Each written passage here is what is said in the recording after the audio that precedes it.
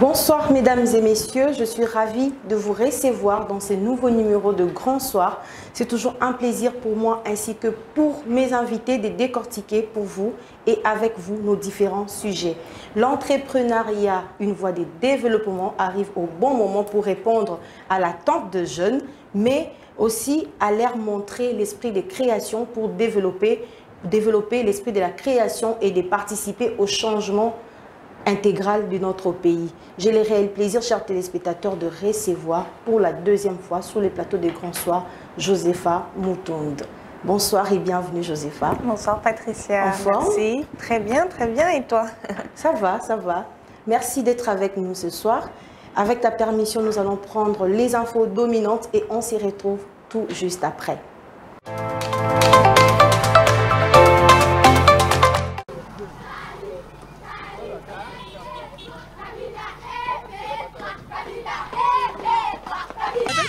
Je m'appelle Jeanne.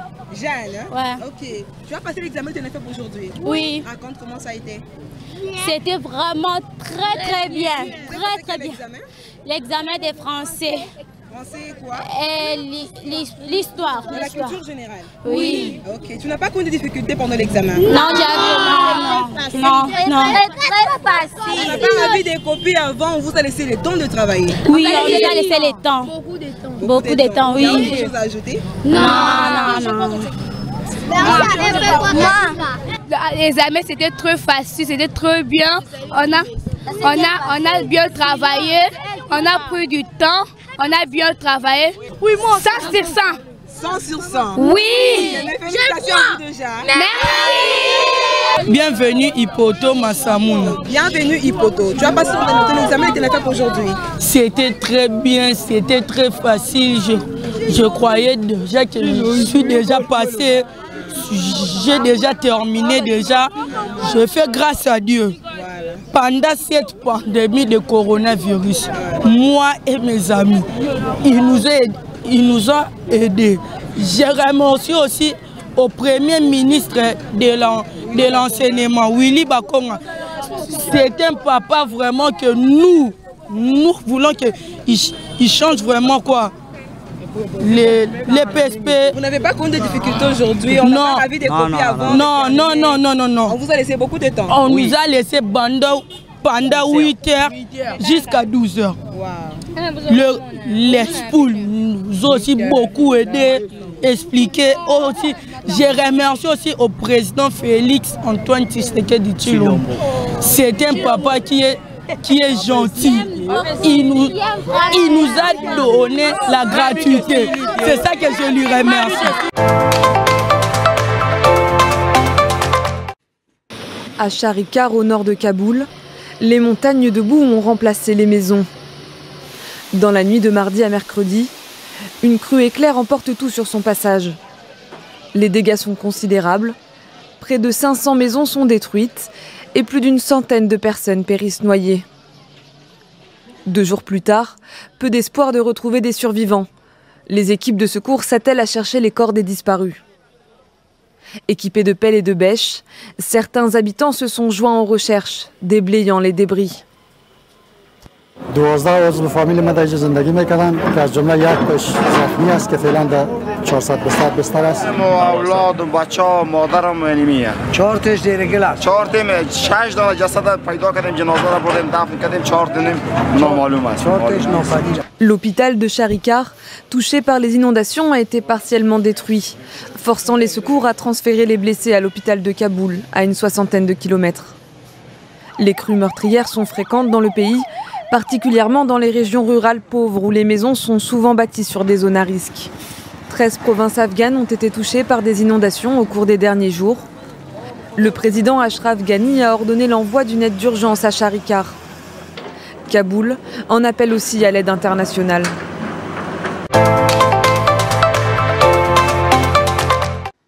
beaucoup de ralliements avec les militaires, notamment la société civile, la classe politique au niveau de l'opposition, notamment le mouvement du M5, mais aussi cette diplomatie, balai des diplomates qui viennent au niveau des Kati pour rencontrer les militaires. Donc là, tous les diplomates pratiquement qui sont à Bamako sont tous passés à Kati pour discuter avec les militaires. La deuxième chose aussi, c'est que, comme vous le savez aujourd'hui, des militaires sont tout simplement allés d'abord au Burkina Faso, mais aussi au Niger dans l'avion présidentiel pour plaider en faveur du Mali, pour notamment la levée des sanctions sur le Mali. Ça, c'est à l'extérieur, mais à l'intérieur, des membres de ceux qui ont pris le pouvoir sont à l'intérieur du pays, dans les régions, pour rencontrer le commandement au niveau des régions, pour rencontrer les troupes, remonter le moral des troupes, cimenter encore le chaîne de commandement. Et dans les prochains jours, ça va continuer ainsi, notamment dans le Grand Nord avec la région de Kidal. Aujourd'hui aussi, nous avons pu voir dans le journal officiel cet acte fondamental de la création du comité national pour le salut du peuple qui se met un tout petit peu au-dessus de la Constitution. C'est un acte qui fait que ce comité national pour le salut du peuple est légal. Pour le moment, la Cour constitutionnelle n'a pas encore prononcé sur ce sujet pour voir si légalement ce comité est légal ou pas. Le département de la justice du Wisconsin a donné mercredi plus de détails sur les avancées de l'enquête dans l'affaire Jacob Blake. Les services du procureur affirment avoir retrouvé un couteau sur le sol de la place Conducteur. Ils ont également donné l'identité du policier qui a fait feu. Officer Rustin Shesky fired his service weapon 7 times. Officer Shesky fired the weapon into Mr. Blake's back. No other officer fired their weapon. Mr. Blake admitted that he had a knife in his possession, and DCI agents, that's the Division of Criminal Investigation, recovered a knife from the driver's side floorboard of Mr. Blake's vehicle. A search of the vehicle located no additional weapons. Rustin Shesky a été mis à pied, mais n'a pas été poursuivi pour le moment. Une enquête fédérale a également été ouverte. Jacob Blake est lui grièvement blessé et en partie paralysé. Son interpellation violente a déclenché des manifestations émaillées de pillages et de dégradations, mais aussi des confrontations entre militants et milices d'autodéfense. 2 personnes ont été tuées par balle. L'auteur soupçonné des coups de feu, un adolescent de 17 ans qui se décrit sur les réseaux sociaux comme un admirateur de la police, a été interpellé et mis en examen. Selon les médias locaux, il aurait été vu en présence d'hommes armés qui se présentent comme des groupes d'autodéfense, dont l'objectif affiché était de protéger la ville. What I can't tell you is what led to the disturbance, that led to the use of deadly force by this person, and if both deaths are related to the same person. I don't know that at this point. Investigation, as I said, is very new. Donald Trump a annoncé l'envoi de renforts sur place afin de rétablir la loi et l'ordre. Au total, selon la Maison-Blanche, plus de 2000 membres de la garde nationale vont être mis à disposition.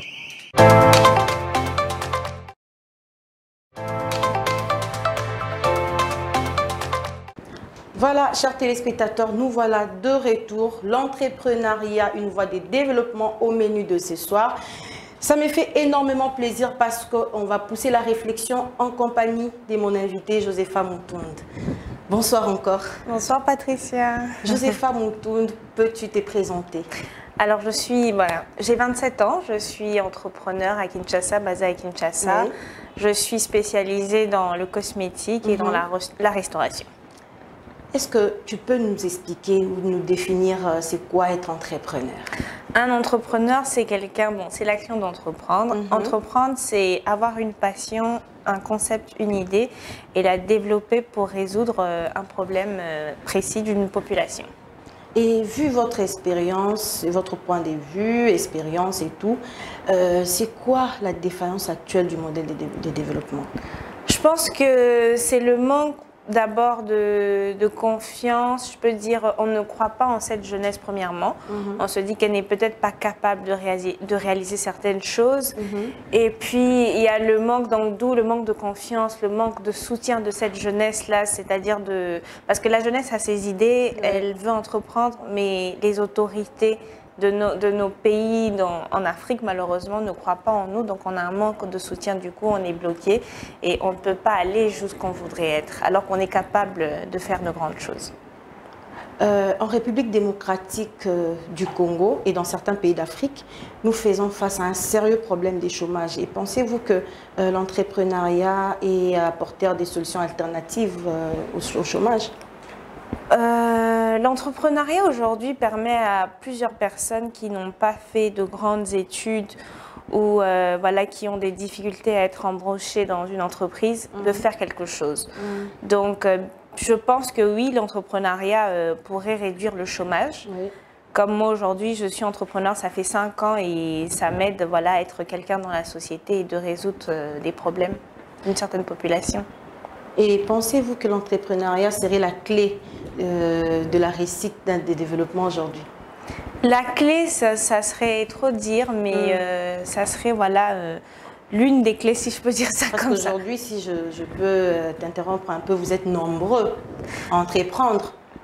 Et ce n'est pas la clé, ce ne serait pas la clé des développements demain? Non, parce que tout le monde, malheureusement, ne peut pas être entrepreneur.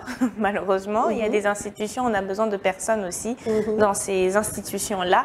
Donc, oui, l'entrepreneuriat serait un chemin, une alternative pour la réussite, mais non pas la clé, je ne pense pas. Est-il vrai que l'entrepreneuriat fait face à des obstacles, et par exemple les financements? C'est parmi l'un des plus grands obstacles d'un entrepreneur. Il y a plusieurs difficultés et je le dis souvent, il y a d'abord le découragement de ses propres proches, de son entourage. Parce que quand on a une idée, on la propose à ses collaborateurs, à des personnes qui sont autour de nous. Parfois, le fait qu'elles n'adhèrent pas, qu'elles ne soutiennent pas l'idée qu'on a, ça nous décourage tout de suite. Sur le coup, peut-être on ne le montre pas, mais quand on rentre chez soi, on se dit, bon... Là, je prends un peu de recul, alors que c'est peut-être l'idée qui va changer tout. Et oui, le financement, surtout en Afrique, on le répète, voilà, l'État ne nous soutient pas, alors qu'on a des projets, on a une jeunesse qui veut vraiment faire de grandes choses pour l'Afrique, pour le monde entier, puisqu'on parle de nous maintenant un peu partout. Comme voilà, dernièrement, je suis passée sur France 24, ça c'était, voilà. Donc je pense qu'il y a le financement, il y a le manque de soutien, le découragement. Est-ce que les banques vous acceptent? Elles nous acceptent très difficilement parce qu'elles demandent beaucoup de conditions que nous, les jeunes, on n'a pas. On nous demande des biens, on nous demande d'avoir... voilà, le taux d'intérêt est assez élevé. Donc, quand on compare, finalement, on se dit, bon, la banque, c'est forcément pas la meilleure idée. Donc, il y a un gros problème de financement. On laisse tomber, on cherche un proche ou un investisseur qui croit en ce qu'on fait et qui peut nous accompagner, en fait. Et ça, c'est pas chose facile à trouver. Et quand on parle de travailler ou entreprendre, quelle est la clé de la réussite? Selon moi, la clé de la réussite, c'est d'abord être passionné. Parce que si on n'est pas passionné par ce que l'on fait, à tout moment, on peut abandonner et on ne va pas se donner autant qu'on peut à la tâche, en fait. Il y a la passion, il y a la constance dans ce qu'on fait. C'est rester constant, peu importe les circonstances, les difficultés, sur un long terme. C'est toute une vie. Et il y a la discipline. Parce qu'on peut entreprendre, on peut avoir une chouette idée, quelque chose de très innovant. Mais si on n'a pas de discipline, on ne sait pas vraiment cadrer les choses, les suivre vraiment au moindre détail, ce n'est pas évident. Donc je dirais passion, constance, persévérance, discipline. Et, voilà. Et puis bon, faut se réinventer tous les jours. Quelles sont les disciplines que tu... Parce que tu viens de dire qu'il faut les disciplines. Les disciplines, on va aller directement dans les finances parce qu'un nouvel entrepreneur, il est content, surtout quand ça marche bien. Oui. Il se dit oui, ça marche bien, je gagne de l'argent. Mais il ne faut pas tout de suite voir comment je gagne. C'est comment épargner, comment voir le projet sur 5 ans, sur 10 ans. Et voilà, s'autodiscipliner, avoir toujours cette même rage comme au début. Ne pas se léser parce qu'on se dit oui, j'ai un personnel à qui je fais confiance. Non, il faut rester, voilà, il faut avoir cette même discipline là comme au début. Et voilà. Et quelles sont les qualités d'un entrepreneur? Ok, les qualités qu'un entrepreneur devrait avoir. Un entrepreneur, bon, je pense que je viens de le dire déjà tout à l'heure, il doit avoir de la passion, il doit être passionné, il doit être discipliné, il doit être persévérant, il ne doit pas se décourager, garder espoir. Et puis, voilà, même quand tout le monde peut se dire que c'est la fin, il doit se dire non, c'est pas la fin, je peux encore réussir. Et puis, il doit être prêt à échouer d'abord, parce que beaucoup de gens ignorent cet aspect. L'entrepreneuriat, on ne gagne pas dès qu'on commence. On peut gagner 5 ans après, 10 ans après. Donc, il doit se dire, En fait, en entreprenant, on doit être prêt à échouer. Et on doit être prêt à reprendre encore même 10 fois.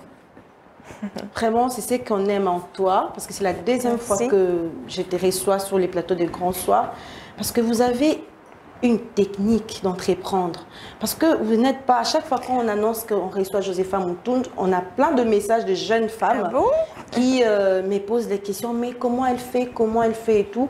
Alors le but, l'objectif c'est quoi? C'est de démontrer aux téléspectateurs, aux jeunes femmes qui veulent entreprendre, que tu leur transmets un peu ces techniques. Parce qu'aujourd'hui, vous nous envahissez en fait, les entrepreneurs. Désolée. Vous nous envahissez, donc c'est de partout, on voit les entrepreneurs. Donc on cherche, toutes les femmes aujourd'hui cherchent à entreprendre. Et pourquoi? Est-ce que vous n'avez pas eu de chance d'être acceptée dans les administrations, dans les entreprises?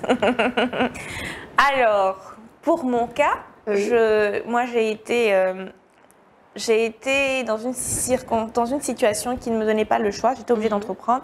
Mes sœurs ont monté le projet Josefa Cosmétique et j'étais là. Donc, je les ai aidées. On l'a fait ensemble. Et après, je suis restée là et depuis, je n'ai pas bougé, je n'ai pas changé. Et est-ce qu'aujourd'hui, je suis prête à travailler dans une administration? Je ne sais pas, ou travailler pour quelqu'un, je ne sais pas. Parce que je suis tellement habituée à tenir des rênes, donc ça sera un peu compliqué pour moi. Et oui, il y a une réalité, beaucoup de personnes, comme je le disais tout à l'heure, ont peut-être des diplômes, mais ne sont pas acceptées dans certaines institutions, ils ne sont pas embauchés. Donc, il faut bien qu'ils commencent quelque chose d'eux-mêmes. Et c'est comme ça que voilà, ils deviennent des entrepreneurs. Désolée qu'on vous envahisse. Mais après, voilà, tant qu'on arrive, moi c'est surtout ça en fait. Je dis, on n'entreprend pas pour gagner de l'argent, pour être millionnaire. Non, pas forcément. On se dit, la population a un problème, on aimerait le résoudre en fait. Parce qu'on voit d'autres peut-être entreprises ou quoi qui ne font pas ça, d'autres institutions. On se dit, bon, pourquoi pas moi? Pourquoi je ne créerais pas une société qui ferait ci ou ça? Pourquoi? Voilà. Et après, on se fait de l'argent, on devient quelqu'un dans la société, donc ça fait du bien. Donc désolée de vous envahir, mais voilà, on est là. Vous n'êtes pas seulement cofondatrice de Josefa Cosmétique, mais vous venez de créer votre propre restaurant en sachant qu'il existe plusieurs. Comment se comporte chez Joe Restaurant? Pour la petite histoire, chez Joe Restaurant a commencé déjà, ça fait 2 ans. C'est pas d'aujourd'hui, sauf que je le faisais de temps en temps quand il y avait des concerts ou des événements précis. Et après, avec le confinement, j'étais à la maison et Josefa, en fait, ne supporte pas de rester sans rien faire. Je crois que j'ai la bougeotte, en fait. Donc, je ne pouvais pas rester là. Il fallait bien que je fasse quelque chose. La boutique était fermée. On ne pouvait plus voyager. Voilà. Il fallait travailler de la maison. Donc, je me suis dit, pourquoi ne pas me spécialiser dans un service de livraison de nourriture. Et voilà. Et bien sûr, vu que les restaurants étaient fermés, c'est vrai qu'il y en a beaucoup. Mais il y en a beaucoup. La plupart étaient fermés pendant le confinement. Donc, les gens manquaient, bon, je pense, avaient envie d'autres saveurs. Donc, c'est comme ça que j'ai commencé toute seule. Et l'équipe s'est agrandie au fur et à mesure. Vu la concurrence, parce qu'il existe actuellement à Kinshasa plusieurs restaurants, c'est quoi la particularité de chez Joe Restaurant? Et comment définir l'esprit de chez Joe Restaurant? Chez Joe Restaurant, ce sont des spécialités africaines, donc pas seulement congolaises, de l'Afrique de l'Ouest, parce que j'ai grandi en Afrique de l'Ouest et c'est là que mon cœur aussi est toujours. Voilà, j'ai grandi avec ces saveurs-là que je me disais qu'il fallait rapporter à Kinshasa. Et puis, autant il y a des restaurants à Kinshasa, au Congo, je me suis dit qu'il fallait, voilà, on a toujours envie d'une nouvelle saveur. Et la particularité, c'est surtout aussi qu'on est vraiment à l'heure dans nos livraisons. On veille à chaque détail. On cuisine avec amour, on aime ce qu'on fait et voilà, les clients sont contents et c'est ça le plus important pour nous. Et qu'est-ce que tu as appris dans cette aventure? Dans laquelle, en tant qu'entrepreneur ou chez Joe Restaurant? Les deux, entrepreneur, de créer votre propre restaurant? J'ai appris que rien n'est impossible à celui qui croit, qui ose en fait. Rien n'est impossible. Je ne pouvais pas m'imaginer il y a 5 ans, quand je suis arrivée à Kinshasa, j'avais 22 ans et me retrouver aujourd'hui connue en tant qu'entrepreneur qui arrive, voilà, qui satisfait des gens, qui rend des gens heureux, parce que c'est créer un bonheur chez quelqu'un. Quand quelqu'un il commande quelque chose, il voulait son poulet d'une certaine façon, et que tu le livres, il te dit c'est top, j'ai super bien mangé, c'est créer un bonheur, créer une satisfaction chez le client, et voilà, c'est tout pour moi. Donc rien n'est impossible à celui qui croit, comme je disais encore, rien n'est impossible.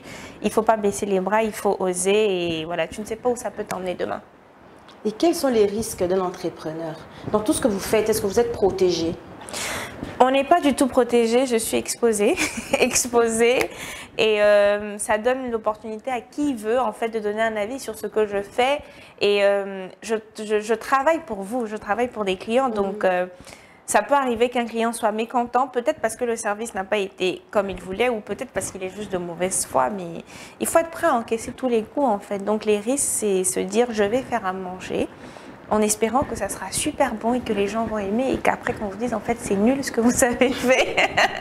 Non, c'est prendre le risque d'affronter ces gens-là, c'est prendre des risques. Voilà, il y a tellement de risques qu'on prend, on ne peut pas tout vous dire. Tout se passe quand on est derrière, là, derrière la cuisine, derrière le salon en train de faire des choses. C'est créer un produit qui peut ne pas plaire et que tu vas faire en 10 000 exemplaires dont tu n'es pas sûr de vendre. Tu investis peut-être 50 000 $ et peut-être que tu gagnes que 500 $. Et ça, c'est comme ça. Donc le risque de perdre, d'échouer, comme j'ai dit, il faut être prêt à échouer.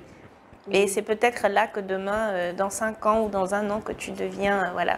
Et penses-tu nous surprendre encore, ou bien vous êtes arrêté à chez Jo Restaurant?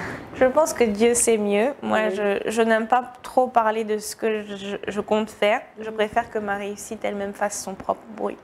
Donc après, Josepha, elle a la bougeotte, elle est innovatrice, c'est inné en moi, donc je ne force pas. Donc je pense que oui, il y a pas mal de choses qui arrivent, mais on va se concentrer d'abord sur ce qu'on a déjà créé et essayer de faire encore mieux, voilà, pour ne pas non plus s'éparpiller. Voilà, une dernière question, parce que nous sommes arrivés presque à la fin. Est-ce que l'entrepreneuriat va de pair avec les études? Absolument, absolument, parce que on peut déjà entreprendre pendant qu'on étudie, ça demande beaucoup de discipline, il faut savoir faire la part des choses, et ensuite ça nous permet de savoir réellement ce qu'on veut faire, parce qu'on peut être dans une certaine filière par rapport aux parents, par rapport à l'influence de la société, et après on se rend compte que non, en fait, par rapport à ce que je veux faire ou je dois faire, je dois plutôt faire telle ou telle étude. Donc est-ce que c'est possible? Les études, c'est aussi important. Donc les études, oui, c'est absolument, c'est une base, c'est très important. Sans études, c'est compliqué. Donc on ne peut pas dire qu'on n'a pas fait des études et on essaie d'entreprendre quelque chose. Non. Moi, je n'ai pas fait de grandes études. J'ai fait des études en gestion d'entreprise et je compte retourner à l'école. Je pense que peut-être quand j'aurai du temps, peut-être que je prendrai 1 année, j'irai à l'école. Je pense qu'il y a encore des choses à apprendre. Quand est-ce que vous avez réalisé que les études étaient important pour que vous dites que je veux reprendre? J'ai réalisé que les études étaient importantes dès la première année où j'ai commencé à travailler, parce que j'ai vu que ce que je venais d'apprendre, je le mettais déjà en pratique. Donc j'étais super contente. Je me suis dit, ah waouh, ça j'ai appris ça, je le lisais, je l'apprenais par cœur et maintenant je le mets en pratique. J'ai un client en face de moi, comment gérer, c'est du marketing, du service, comment prendre en charge un client, toutes ces choses. Donc je les ai apprises en même temps. Je travaillais et je me suis rappelé que j'avais étudié ça et que c'était important. Et voilà, aussi je me suis rendu compte que j'aimerais bien avoir plus de connaissances en finance, en comptabilité. Je me suis dit, pourquoi pas ne pas retourner à l'école pour ça? Pourquoi ne pas en savoir plus sur le droit des affaires? Parce que quand vous êtes entrepreneur, il y a des gens qui sont très mal animés, qui peuvent venir à tout moment vous coller un point. Très mal animés. Qui viennent et qui vont vous dire ci ou ça, on est en Afrique, il y a beaucoup de choses qui rentrent en jeu, il y a les taxes, il y a l'État, il y a les impôts. Donc il faut être quand même bien rodé parce que sinon on va vous intimider pour des choses qui peuvent se régler très facilement. Donc les études, c'est la base. Donc pour être bref, on comprend qu'aujourd'hui on ne peut pas qualifier un entrepreneur, quelqu'un qui n'a pas fait des études, à quelque chose de facile. Pas du tout, pas du tout. Après, on a Bill Gates qui n'a pas fait d'études pratiquement, mais aujourd'hui qui est milliardaire. Donc chacun sa chance, mais moi je crois fortement que les études c'est la base. C'est la base. Voilà. Donc n'importe quelle étude, mais c'est la base. C'est la base, il faut étudier. Parce que c'est pour ça qu'on va à l'école, on développe notre capacité de réflexion. Parce que sinon, à un moment, on est bloqué. Il y a des gens qui sont analphabètes aujourd'hui, mais qui cuisinent super bien, qui sont peut-être les meilleurs stylistes du monde, mais à un moment, quand on n'a pas fait des études, on est limité. Et ça nous rattrape toujours. Merci beaucoup Josepha Moutoun. Mais une dernière question, un message que tu aimerais partager avec les femmes qui aimeraient entreprendre. Pour les femmes, je dirais aux femmes, soyez indépendantes d'abord, croyez en vous, ne baissez pas les bras. C'est possible aussi pour nous d'aller loin. Je suis féministe, mais aussi, bon, je ne suis pas du point de vue que les femmes doivent être au-dessus des hommes ou quoi que ce soit. Voilà, je suis une femme, je soutiens les autres femmes et je leur dis vraiment travaillez, croyez en vous, étudiez tant que vous pouvez. Ne vous dites pas que les études, c'est pas important. Voilà, il faut étudier, il faut se lancer et puis voilà, il y a un jour meilleur qui viendra. Donc, soyez forte et voilà. Donc, je suis très ravie. Tu sais tellement parler qu'à chaque fois quand tu réponds aux questions, c'est toujours... Merci. C'est toujours super. Donc aujourd'hui, on retient que l'entrepreneuriat va de pair avec les études. Absolument. Va de pair avec les études parce que moi, je me dis comment gérer une somme d'argent si on n'a pas fait les études. Oui, c'est très compliqué parce qu'il y a faire de l'argent, mais gérer, c'est tout autre chose. C'est tout autre chose. Oui. Tu peux expliquer un peu? Alors, comme je disais tout à l'heure, tu peux gagner beaucoup d'argent en entreprenant, ton affaire marche super bien, mais la gestion, il y a des gens qui étudient la gestion de l'argent. C'est pour ça qu'on fait des études en comptabilité, en finance, parce qu'il faut savoir économiser, il faut savoir épargner, il faut savoir mettre des choses, l'argent aussi qu'on épargne, même si jamais on doit le dépenser, on le met dans des choses qui vont fructifier aussi. Donc, le mettre dans les priorités, investir, acheter des biens, mais pas penser, voilà, j'ai gagné mon argent, je veux une nouvelle voiture. Parce qu'on a tous envie, quand tu gagnes l'argent, tu te dis, ah non, j'ai envie d'une nouvelle voiture, il est temps peut-être que je change, j'achète le dernier iPhone, mais c'est pas forcément ça la priorité. Donc, investir, économiser, voilà. Merci beaucoup à vous d'avoir accepté notre invitation. Merci à vous aussi, chers téléspectateurs, de rester avec nous, de nous avoir suivis. Quant à moi, je vous dis au revoir et je vous retrouve prochainement pour un autre numéro. Au revoir.